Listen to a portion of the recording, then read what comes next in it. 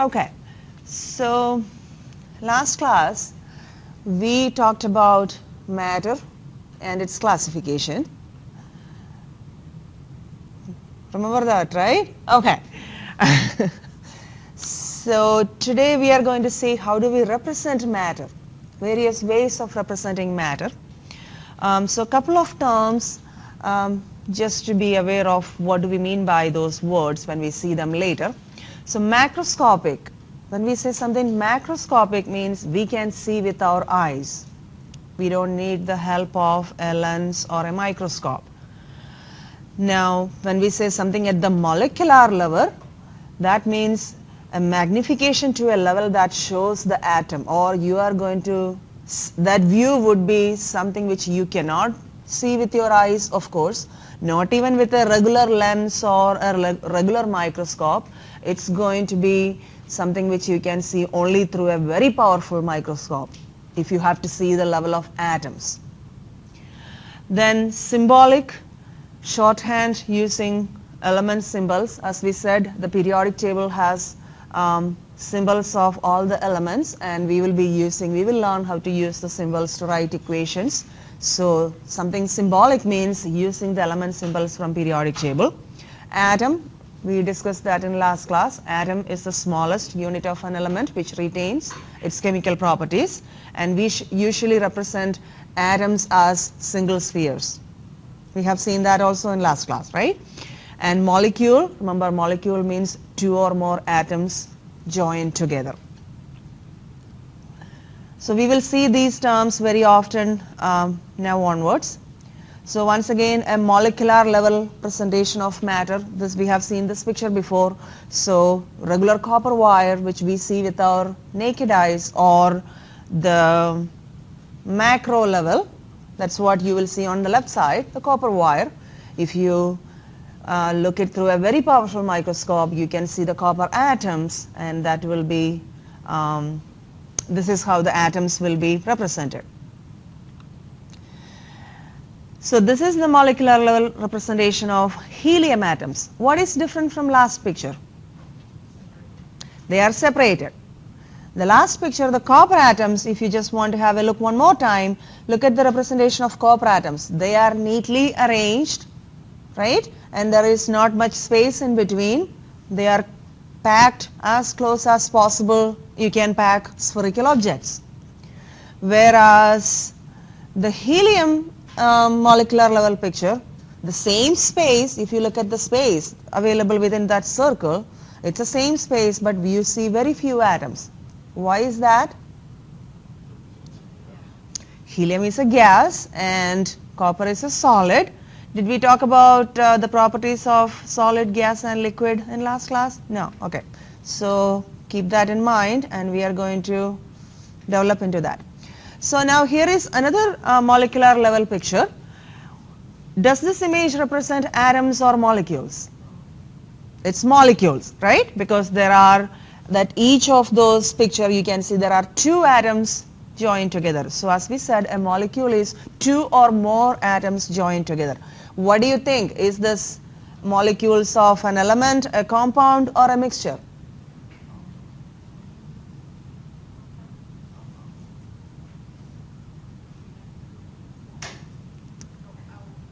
Element, because both atoms are of the same color, right? Same color means they are from the same element. In order to be something to be a compound, you need at least two elements or more. Atoms of two different elements or more combined together makes compound. But if you see all same color, then it's just a diatomic molecule, or two atoms in a molecule. So here is the molecular level representation of matter, the water molecule. If you look in a fountain, we will see water spraying like this, but if you go to the molecular magnification, we will see a lot of water molecules.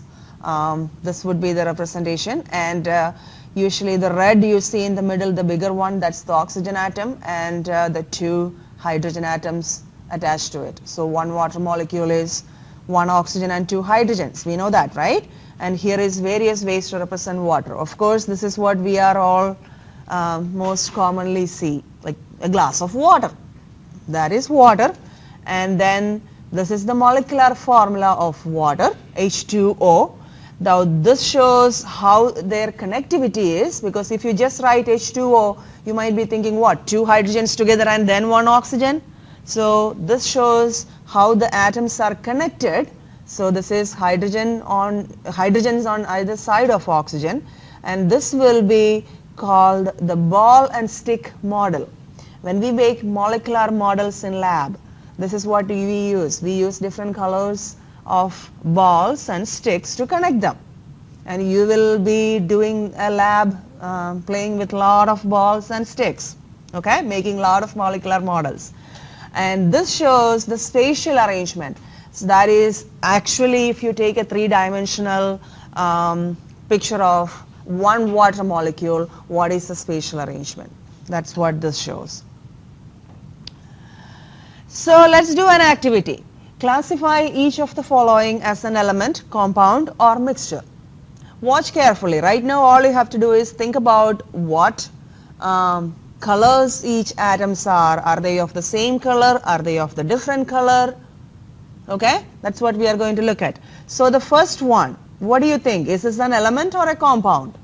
It is a compound because there are 2 atoms from 2 different elements. Okay, how about this one? That is an element. Even though there is 2 atoms in a molecule, they are of the same element. How about this? What do we classify this? This is a mixture of what? 2 elements, or atoms of 2 elements, right? 2 different elements. How about this one? This is also a mixture of, we have a compound here and an element. So this is a mixture of a compound and an element. How about this? A mixture of compounds, because we can see this is different, right? Whatever we see here, this was a yellow ball in the middle and then you have 3 around it, but this is the same compound we have seen here. So this is a mixture of compounds. Okay. Now we are going to look into states of matter.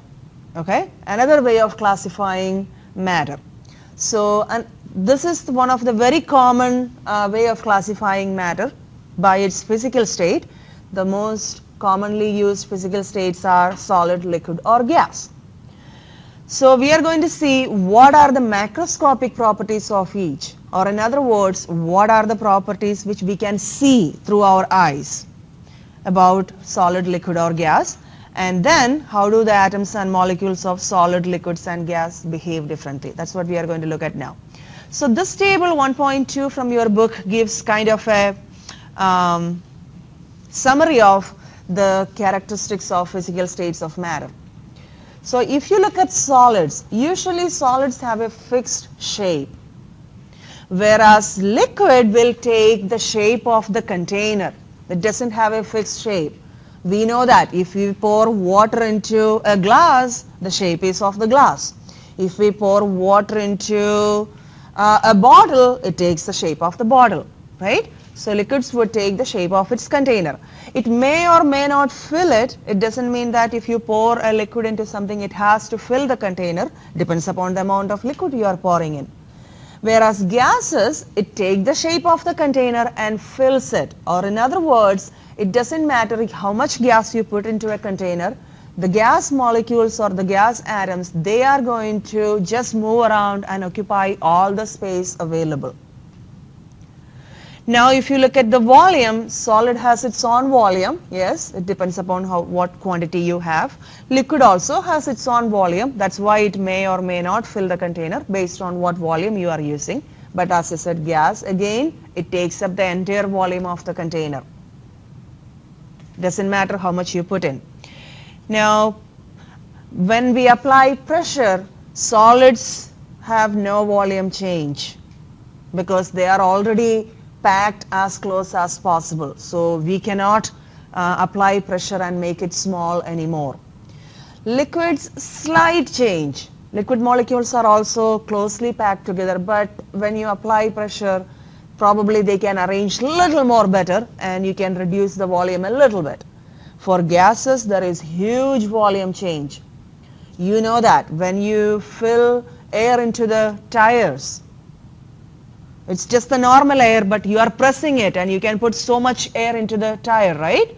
So that time what happens to the air you are putting in? They are getting compressed or the volume is reduced. So the gases will reduce its volume when we apply pressure. And why it does all these things, that is why solids have a solid shape, why it doesn't change its volume under pressure, is because its particles are fixed in a regular order called a crystalline array. That's what we call for the solid arrangement. Solids, the atoms are arranged in a crystalline array. Liquids, the particles would move around randomly until they bump into each other. So when we apply pressure, usually if they are not bumping into each other, they bump into each other and then kind of, start getting ordered. Even though after pressure they don't have a crystalline array sort of arrangement, they are still kind of a random order. Whereas gas particles, they are widely separated from one another. They do not like to hang out together. If they have space available, they will all move around independently without bumping into each other wherever spaces you have, whatever space you have. But when you compress, they have no other option but to come closer and come closer. But otherwise, gas molecules would move around independently.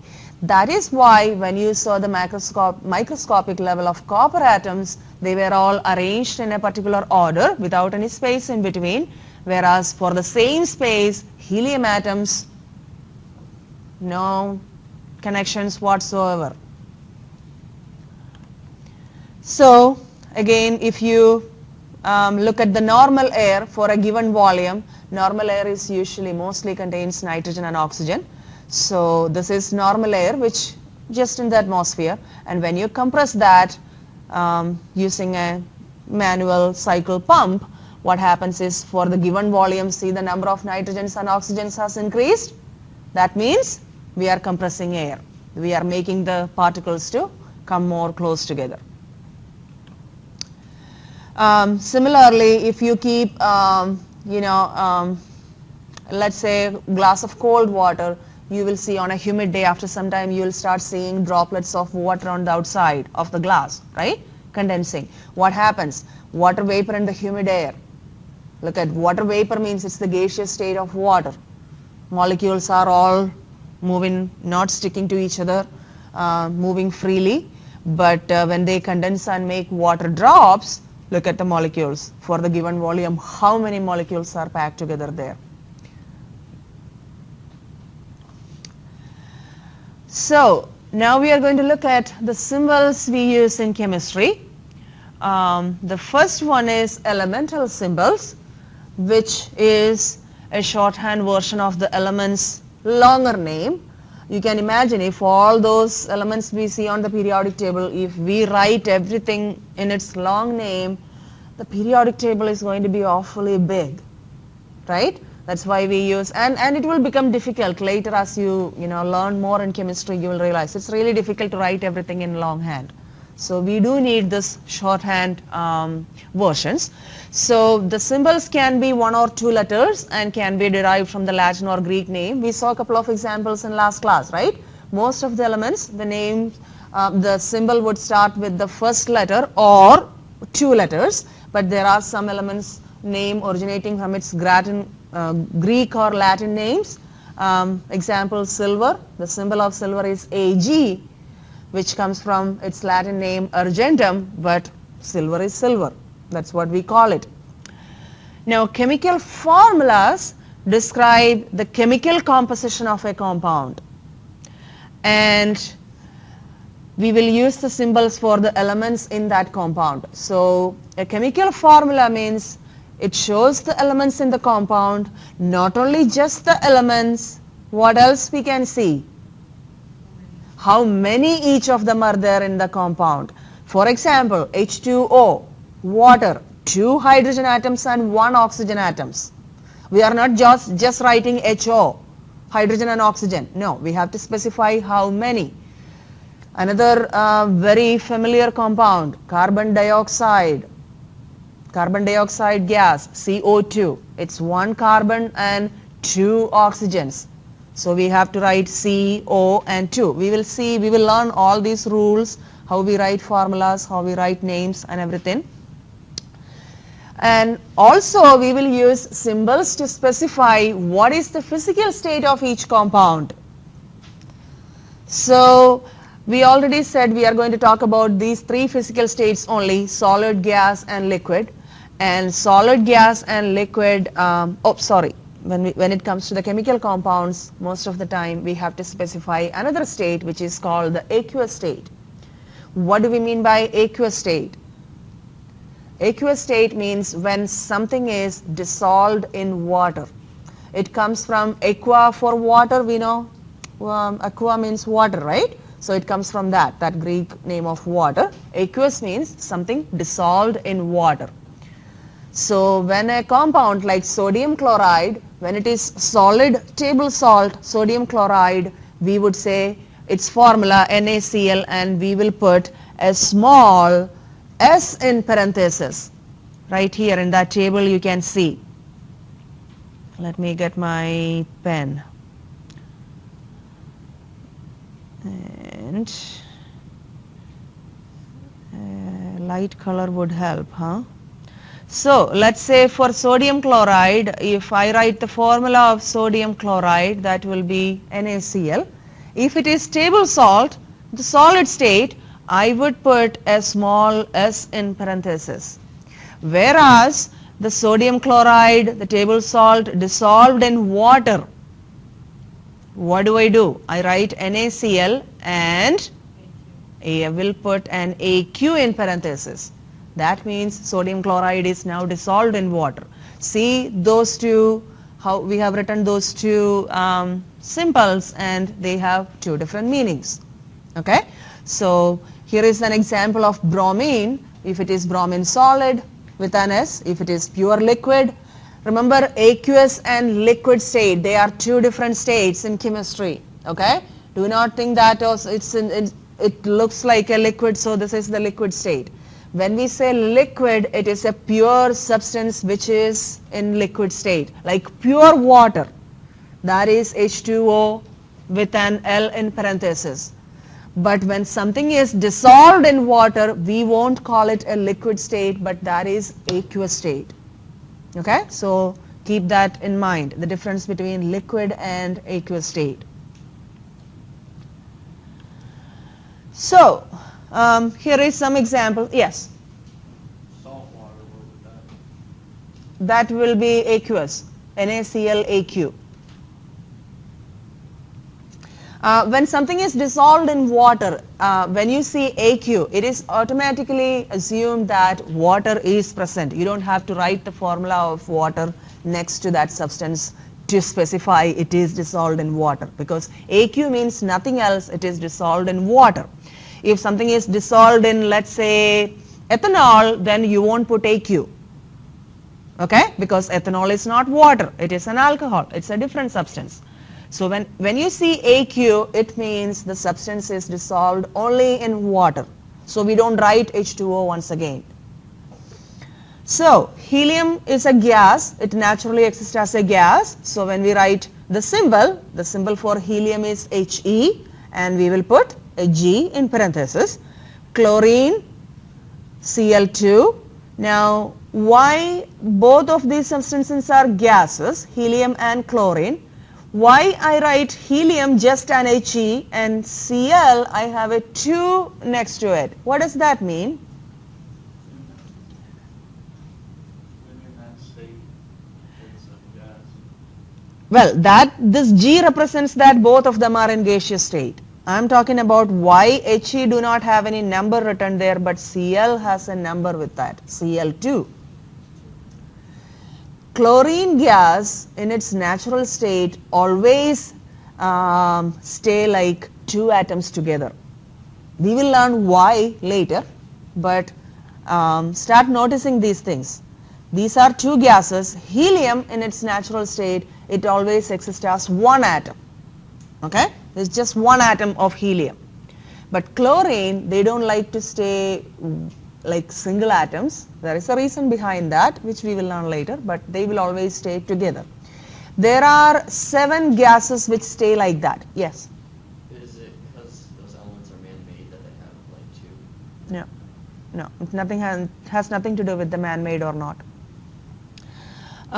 There are 7 gases which will stay together, like 2 atoms together naturally.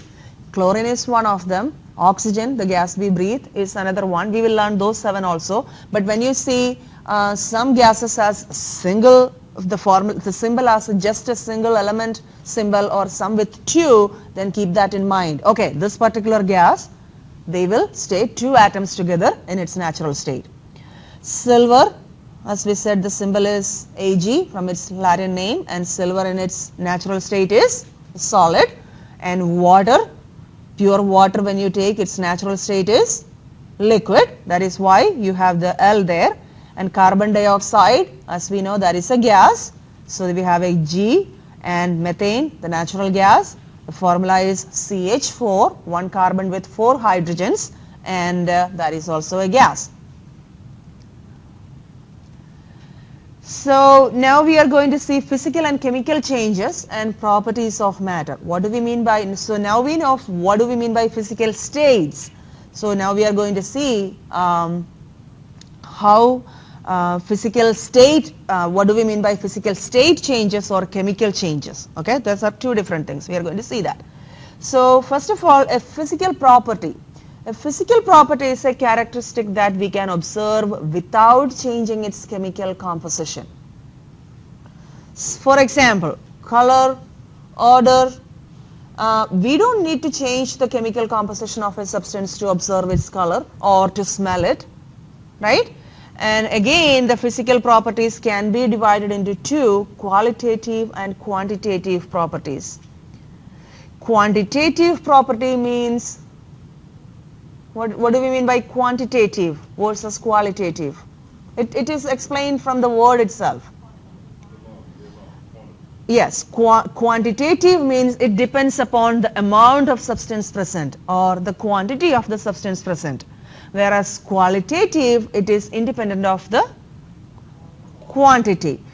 Of course, to observe the color of a substance, it doesn't matter you have 1 gram or 1 kilogram. It's going to be the same color if it is of the same substance, right? Similarly, the smell of something. Whereas mass, of course, it depends upon the quantity. 1 pound of sugar and 5 pounds of sugar, of course, they are 2 different quantities because the amount is different. Similarly, volume, it depends upon how much you have. Density, because density again is derived from mass and volume. And temperature. So these things are quantitative.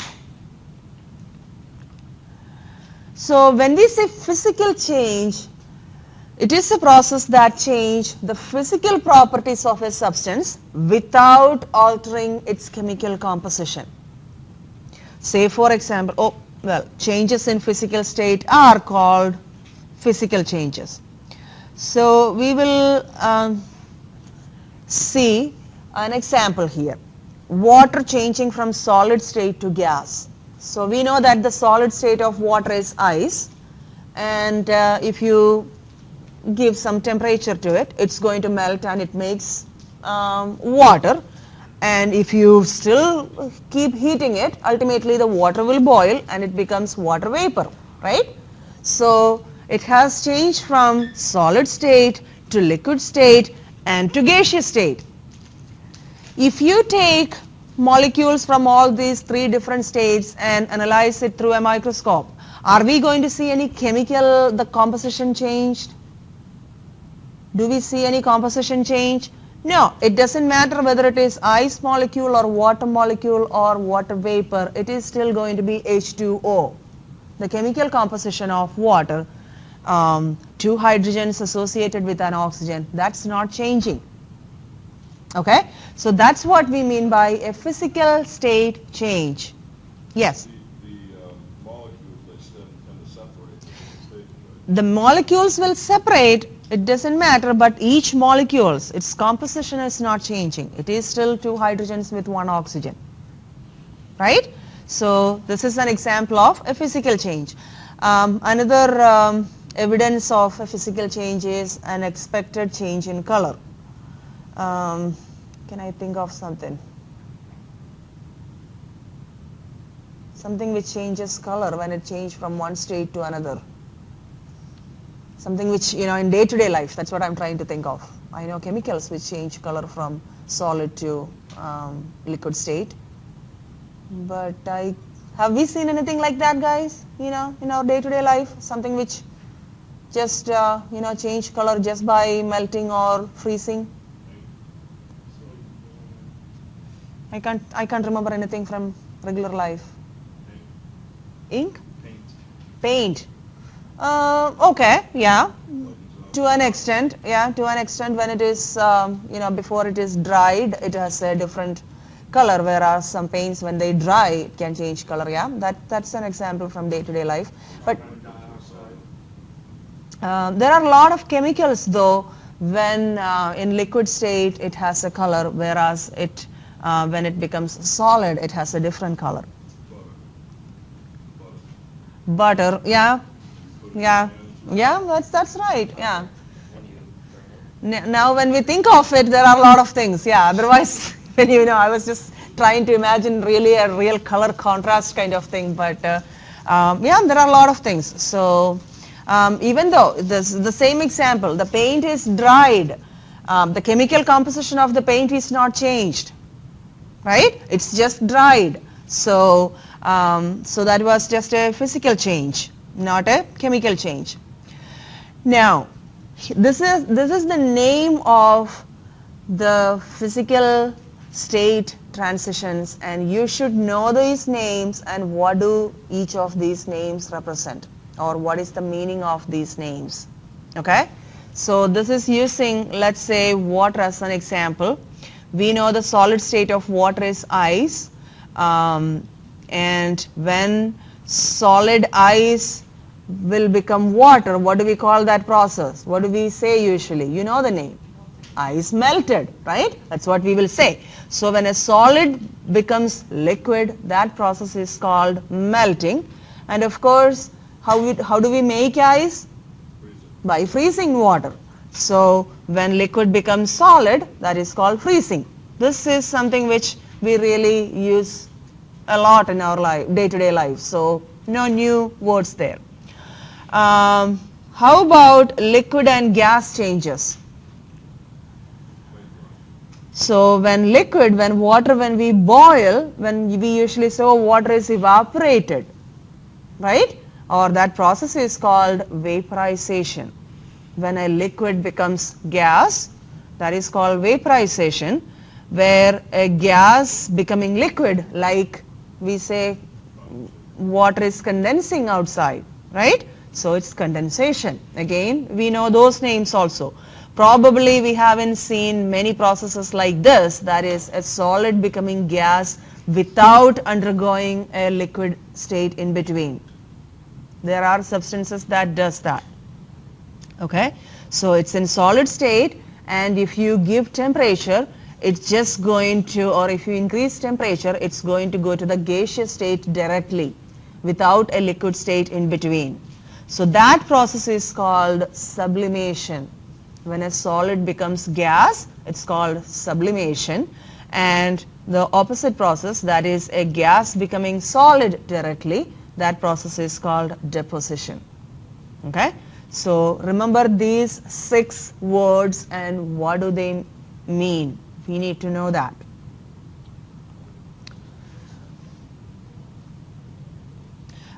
Even ice does little bit sublimation.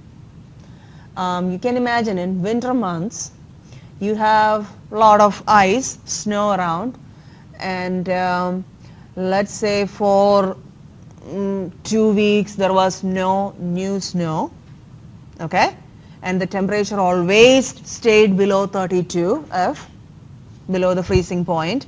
Still, if you keep watching a pile of snow somewhere, you'll start seeing that it's slowly its amount is coming down. Having said that, you haven't put any salt or somebody hasn't come and removed it or anything. Okay, what happens? Some of the snow has sublimed. Snow will do that, but to a very low rate.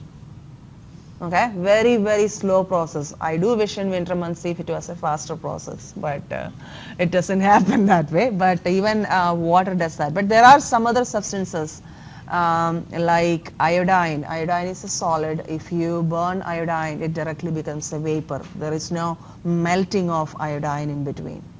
And the gas, if you hit that vapor to a cold surface, it turns back into solid small particles. So that is sublimation and deposition. So water for the given same volume, water, if we boil water, as we said, it is called evaporation or vaporization, and in vapor state the water molecules are going to stay apart. They are not going to stay together. But still not that the chemical composition is not changed, right? It's still 2 hydrogens and 1 oxygen. Another example for sublimation of dry ice. Dry ice is solid carbon dioxide. Okay, so if you take a piece of solid carbon dioxide, if you just keep it, just outside the regular room temperature, what happens is the carbon dioxide solid would become gaseous carbon dioxide. There is no liquid carbon dioxide. So that is a process of a solid becoming gas directly without a melting in between.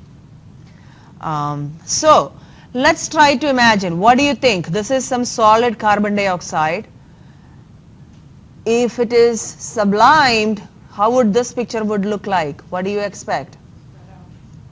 The molecules here in the solid state, not that the molecules are packed together, they have a neat order or arrangement, whereas here it will be like this. Molecules are far apart from each other because now they are in the gaseous state.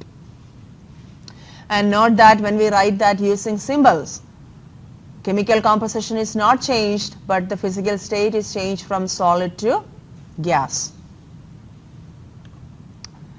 So what do we mean by chemical changes now? So physical change means chemical composition, nothing happened to it, it's just changed from solid to liquid to gas or vice versa, whichever combinations you take. So when we say chemical change, a chemical change is a process where one or two substances are converted into one or more new substances, or in other words, the chemical composition of the substance you started with is changed. Now what you have is chemically new substance, and every chemical change has the common name what we call a chemical reaction. So boiling of water, that's not a chemical reaction because it is still water and water, H2O and H2O. Whereas pennies tarnishing, you will see in the old coins the greenish coating on the copper. That is a chemical reaction. Copper will react with oxygen in the atmosphere and it makes cupric oxide, and cupric oxide is green in color. That's why you see the greenish coating. That is a chemical reaction. Burning of gasoline. We burn gasoline for various purposes, and gasoline will get converted into carbon dioxide and water, and a lot of other smaller products also, but main products of a chemical reaction, a burn reaction, is carbon dioxide and water. So we have created new substances. So that is a chemical reaction, or the reaction of hydrogen and oxygen combining together to form water. That is a chemical reaction because what you have after the reaction is not what you started with.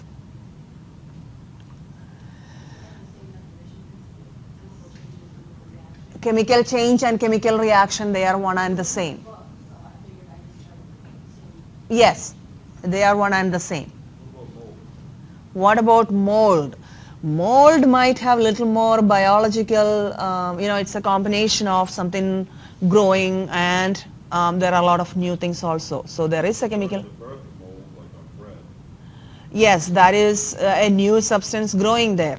So if you go to whatever that is growing, if you take that and analyze that, yes, it is chemically different than bread. So a chemical change, again, a process in which one or more substances are converted into one or more new substances. And these are the three common evidences of a chemical reaction or a chemical change. When you see bubbling, let's say if you mix two substances, both are clear, clear liquids, you just mix those two substances and you see bubbles coming out. That is an evidence of a chemical reaction. Even though you don't see anything else with your naked eyes, it is evidence of a chemical reaction because usually bubbles means there is a gas forming. Okay, that is one reaction. Another evidence is a permanent color change. So remember why the word permanent color change. I told you there are substances that change color when just changing from liquid to solid state. Okay, so those substances, let's say for example, let's say bromine. Solid bromine is kind of a dark orange substance, and when it becomes gas, it is very light yellow substance. Okay, so they change color. But if I condense the vapor of bromine back to solid, it would again retain its original color. Okay, so that is not a permanent color change. So don't confuse that color change you see in a physical change with a color change in chemical reaction. A color change in chemical reaction means a color is changed and you cannot reverse it. It is a permanent color change. So that would be evidence of a chemical reaction. And another evidence is a sudden change in temperature. You will experience this in the lab. Yes? So bromine doesn't have a permanent color change? It is when bromine changes from solid to vapor state, it doesn't have a permanent color change. It changes color, but when the state is reversed, the color is also reversed. The color change is associated with just the state change. Whereas in a chemical reaction, if you see a new substance formed, that substance has inherently a new color, and that is why you see a color change. Now, sudden change in temperature, mostly the acid-base reactions. You can experience, you can keep the test tube in your hand and you will see like suddenly the test tube getting really warm. You can feel it with your hand. You will do that later in the lab, but that is also another evidence of a chemical reaction. Heat produced. So we said bubbling is evidence of a chemical reaction. Well, when we boil water, we see bubbles from the bottom of the beaker, rising to the top. We have seen that at home also, right? If you boil a pan of, pot of water, you would see bubbles slowly rising from the bottom. Is that a chemical change? It is not. Okay, that is the dissolved air in the water is trying to escape as bubbles. That's not what we are talking about bubbling. If you boil something and you are seeing bubbles, that is not a chemical change. We are talking about bubbles forming without adding any heat to it. You are just mixing two solutions and you see, and that bubbles are also not like the bubbles you see in water boiling, like not the slow bubbles which rise from the bottom. It's like, if you shake a champagne bottle and open, you see so much bubbles and that white cloud coming out. It's that kind of bubbles. It will come out in a chemical reaction. Okay, so do not confuse that bubble with the boiling water bubbles. Okay, look at the pictures carefully before and after. Pay attention to the atoms, their colors, their arrangement, and tell me whether it represents a chemical change or a physical change. It is a chemical change. You can clearly see before we had O2 molecules and this other molecule is labeled as CH4, and after, do we have the same O2 and CH4? We don't. What we see is water and carbon dioxide. So that means the new substances have formed, right? So this is a chemical change. How about this? Before and after? This is a physical change. Again, the arrangement is different. It looks like a gas and a solid, the solid before and gas after, but look at the chemical composition. It's the same, right?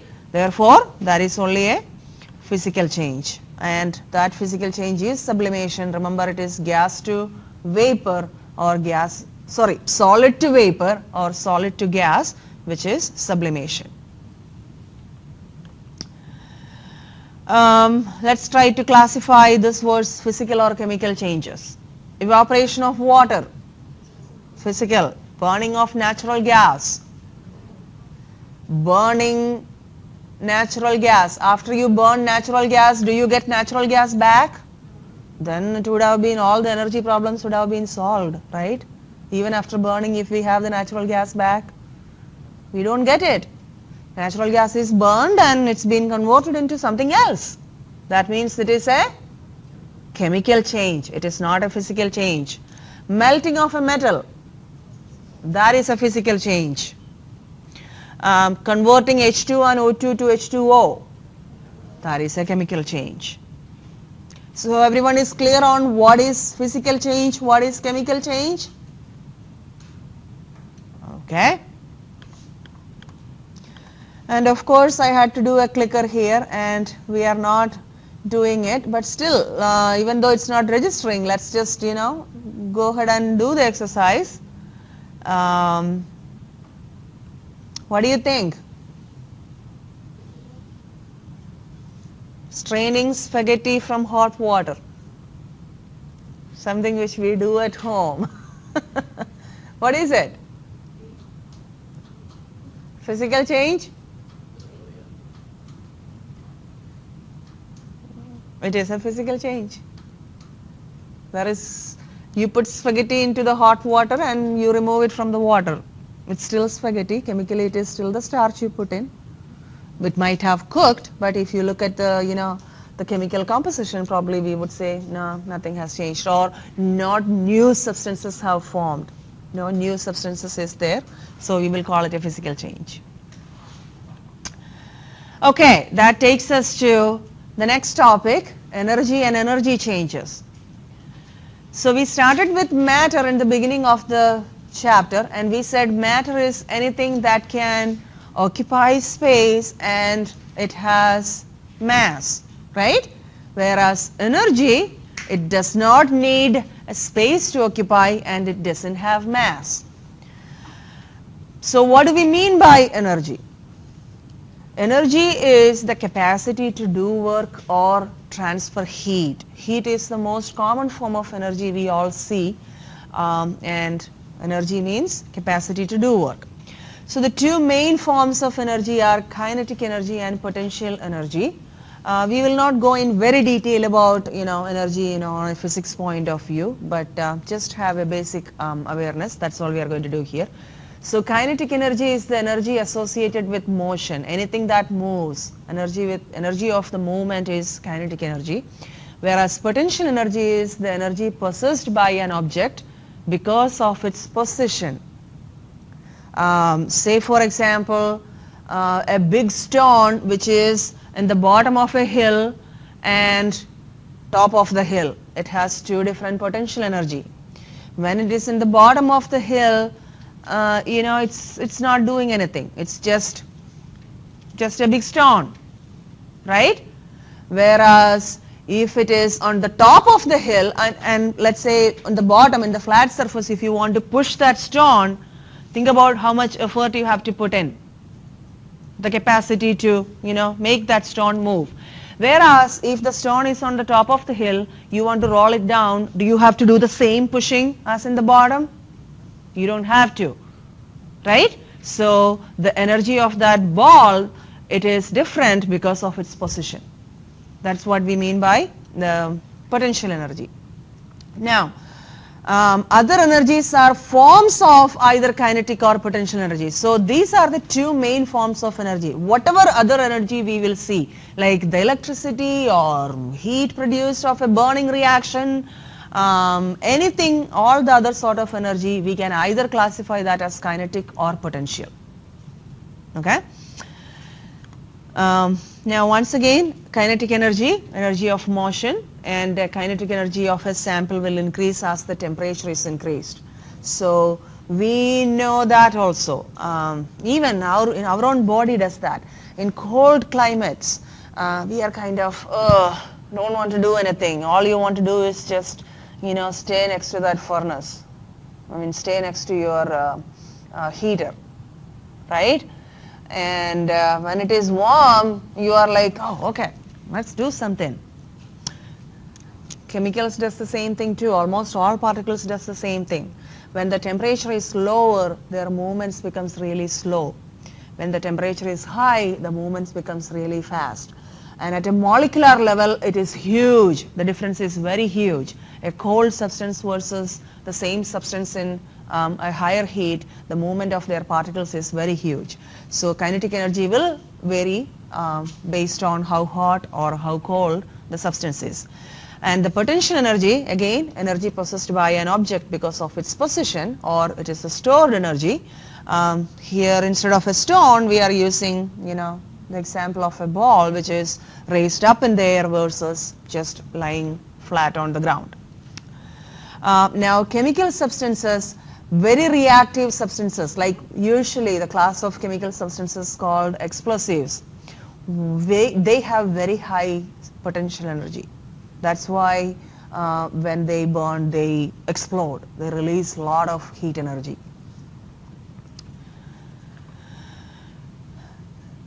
Now, whether a chemical change or physical change happens, it doesn't matter whether it is a chemical change or physical change. Any of these two changes will always accompany an energy change also. Some processes might release energy and some might require energy, but there is an energy change associated with every single change, whether it is chemical or physical. Say for example, when wood burns with oxygen, energy in the form of heat is released. So wood burning is a chemical reaction and a lot of energy is released in the form of heat. Whereas ammonium nitrate dissolves water in a cold pack, energy in the form of heat is absorbed. Well, we all know how, not how cold packs work. At least we know what do we expect from a cold pack, right? When you have a sore muscle, you are going to put the cold pack and you feel cold. That's what you want to feel. What actually happens there? Most of the cold packs contain two pouches. One pouch plain water, one pouch ammonium nitrate, a chemical substance. They are kept separately. Now if you remember carefully, every cold pack, before you put it on your body, it says crush it or pull out something. Different brands might have different directions, but somehow you have to either you have to knead it or something. Different packs have different ideas. What actually you are doing is there is a thin barrier between the water and the ammonium nitrate stored in the cold pack, and by kneading it or pulling it something out, you are basically taking off that barrier or breaking that barrier so that water and ammonium nitrate will come in contact. Now ammonium nitrate will dissolve in water. When ammonium nitrate dissolve in water, it needs some heat. Okay?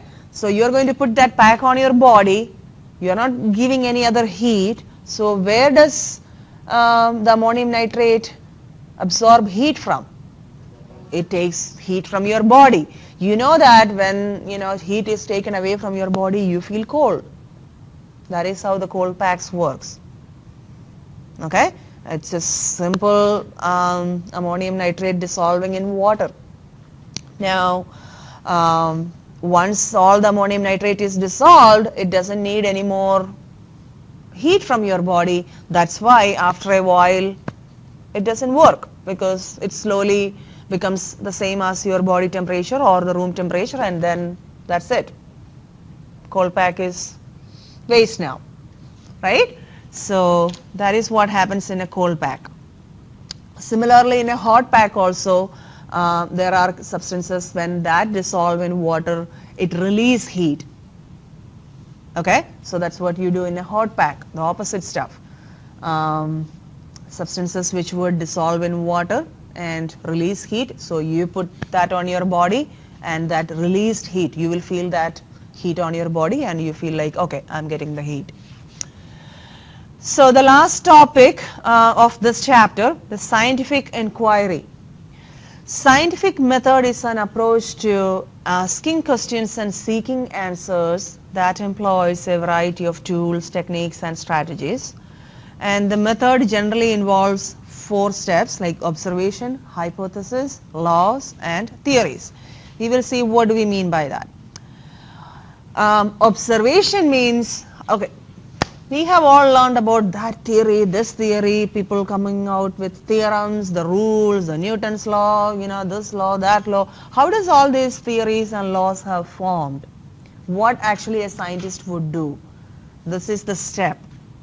Okay, that's what you will do. First, you will start observing something.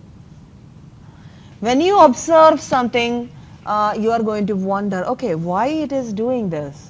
So you start observing more on that process, and then you will start collecting some data. Once you do that, if you have enough data, you have seen an observation repeating many times, you have enough data collected, then you can form a hypothesis. It's not proven yet. A hypothesis is something which you think that's what it is.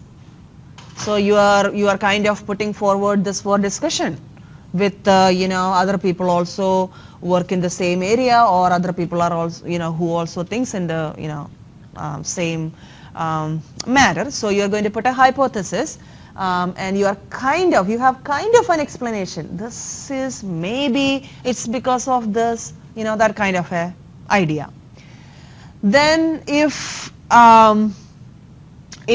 many people have kind of the same idea, same explanation, if it makes sense, then you can again do purposely that whatever you have observed, you can actually recreate it, and you can see whether it is doing the same. Okay, if it was just a one-time process, or if it is repeating.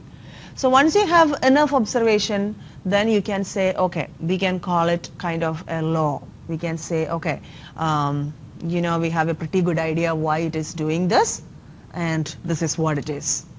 But you haven't tested, or you haven't made that observation in various conditions. Like, what if you observe that in the United States of Maine, but if you go to Australia, maybe the conditions are different, therefore it's not doing the same.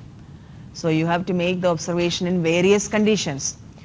Before you do that, you can say, okay, under the conditions of United States, these are the specified conditions, like this much temperature, this much pressure, this is what will happen. That is a scientific law.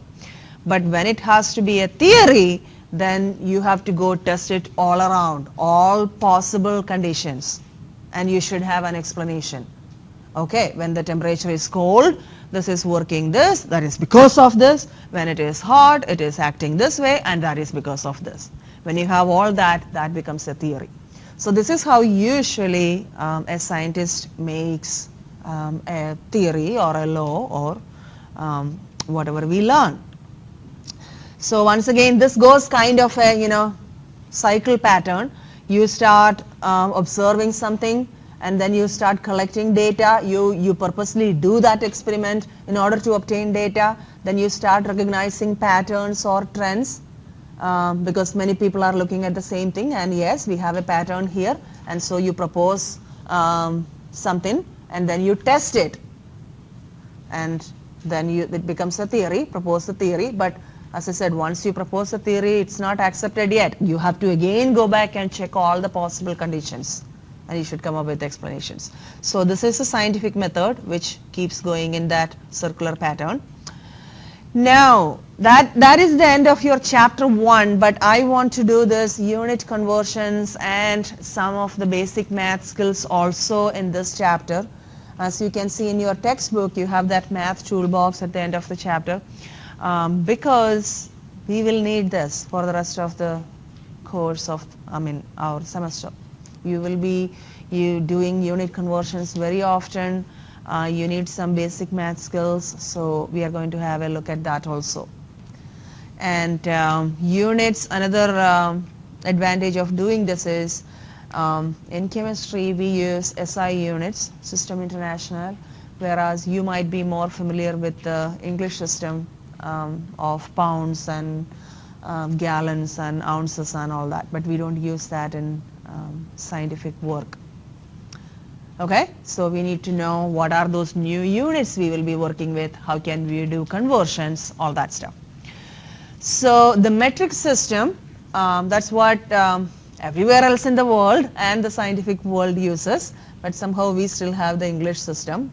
So we are going to look at the metric system base units. These are the base units, that is length, and the unit is meter, represented by M. Mass, the unit is kilogram, kg, but the common unit you use is grams. Mostly in the labs you will be using in gram quantities, not in kilogram quantities, because kilogram is a lot.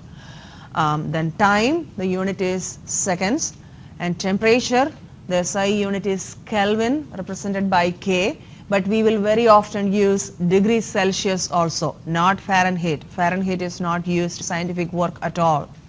Then number of particles, in chemistry we have a unit called mole. Okay, we'll learn about moles more in detail. So mass, we'll just briefly look into what are these units and what do we mean by that and what's the unit. So mass measures the quantity of the matter, and it is essentially the same physical quantity as the weight, but when we say weight, it is bound by the gravity, but mass is not. Say for example, an astronaut, let's say an astronaut in Earth, when he weighs 60 kilograms, okay, that is his mass. He has the body and it weighs 60 kilograms. He goes all the way to space, and because of no gravity there, he might feel weightless, right? But does his mass change? His mass doesn't change. His body is not disappearing, right? His body, everything he has, it's still there. That is the mass. So that's the difference between when we say mass and weight. On Earth, when you measure that, it's basically the same quantity, okay? But weight is always bound by the gravity. As gravity changes, weight also will change, but mass will not change.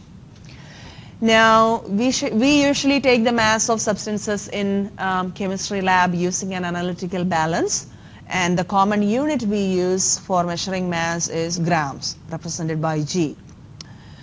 Now, the metric system use 10 base units, base 10 units, and you should you might know some of these prefixes, what do they mean. If you don't remember, let's see them one more time. So kilo means 10 to the power 3 or 1000, or in other words 1 kg is 10 to the power 3 grams, or 1 kilogram is 1000 grams. Now when we say mega, 10 to the power 6, so 1 megagram means it is, what is 10 to the power 6?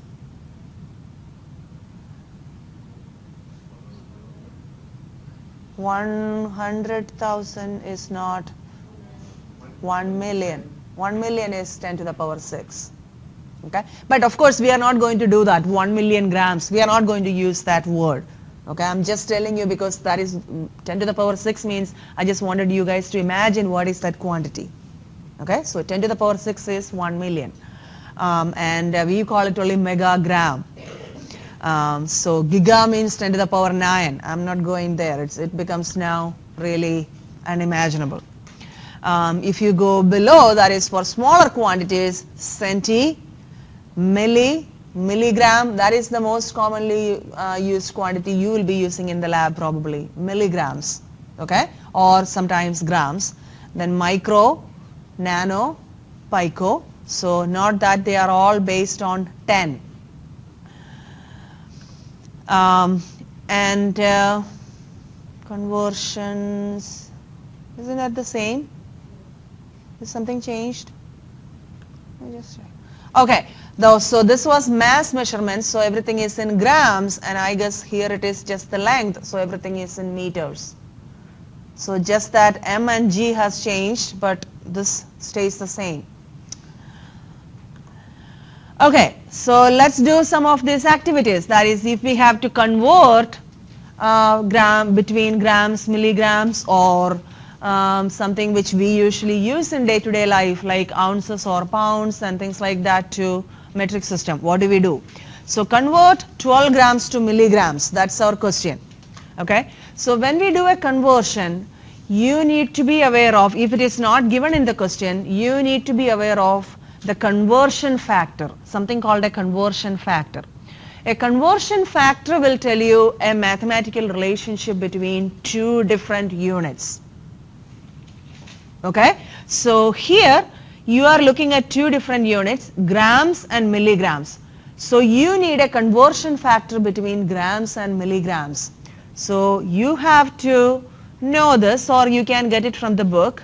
1 gram is how many milligrams? That's what you need. Milli means what? Milli means, okay, divide by 1000, that is the 10 to the power negative 3, but when we write in this way, you can say 1 gram is 1000 milligram. This is what you need to be aware of. That is the first thing you need. Okay? Now, this you can write in two different ways. That is, all conversion factors can be expressed as a fraction. So a fraction means something in the numerator and something in the denominator, right? So all conversion factors, so you can write either 1 gram over 1000 milligram or 1000 milligram per 1 gram. They both are exactly the same. It depends upon your question how to use this or which form you should use in your conversion. Yes? Why would you not just move the decimal point? That is easy, but I'm just going to show you in a typical dimensional analysis. If you have to do unit conversions, what would you do? Okay? So you are given 12 grams, so that is what you are starting with, 12 grams, and you are looking for something in milligrams, right? So in a typical unit conversion, you will multiply whatever quantity you are given with one form of this conversion factor. So here comes the question, which form I should use? There is a rule to follow. The first, no, not the first one. The rule is use the conversion factor which is putting the given unit in the denominator and the sought out unit in the numerator. So the question is given something in grams. This is the quantity given to you in the question, 12 grams. So you should use the conversion factor where grams comes in the denominator and the sought out unit, this is what you are looking for, milligrams. You should put that in the numerator. Which form is that among these two? The second one, right? Gram in the denominator and milligram in the numerator. So when you do that, you have 1000 milligram over 1 gram. Now you notice you can clearly cancel the units and you have your answer in milligram. So 12 multiplied by 1000 will give you your answer, which is 12,000 milligrams. Learn doing the conversions using the units, because if you don't cancel the units, if the units are not cancelling properly in your conversion, your question will go wrong. Later again, when you do mathematical problems in chemistry, you need to know this. That's why I'm starting with this. When you convert from one thing to another, how do you work with units? Units will give you, even if you don't remember the equations, just by looking at the unit, you can figure out what you need to do. What am I given? What am I looking for? How can I connect the given quantity to what am I looking for using the unit? Okay? Alright, now let's do the second one. Convert 12 grams to ounces. That is our next question. And we have given a conversion. 1 ounce is 28.34 gram. So again, this we can write in two different ways, right? Either 1 ounce in the numerator and 28.34 in the denominator, or 28.34 in the numerator and 1 ounce in the denominator. So this is what we are given, 12 grams. So 12 grams multiplied by, which way I should use this conversion factor? So my goal is to get ounce and get rid of the grams, right? So what I need to get rid of? Grams. So that should go in the denominator. So 28.34 gram will go in the denominator, and what I'm looking for is ounces. So 1 ounce in the numerator. Now see, I can cancel the grams and grams.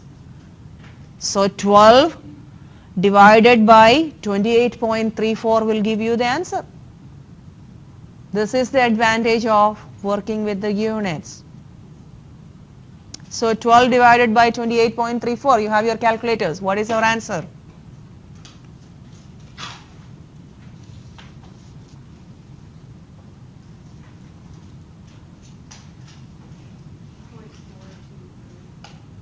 .423. Okay, I should have the answer. Let's see. Okay, so that was the first one. And yeah, 0.423 ounces. Now, here is a question.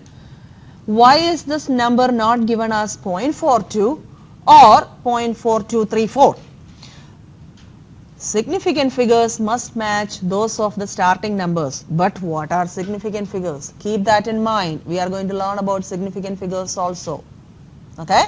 There is we cannot just, because if you look at your calculators, you might have 0.4234 or somebody might have 0.42. It depends upon how you have set up your calculator. So that would give us, all different answers. Okay? You might think, no, it's the same, but when it comes to the chemistry, yes, those are two different answers. So we all need some rules to follow in order to obtain the same answer, and significant figures will teach us what rules to follow, which we will learn in a while. Now let's look at the volume unit.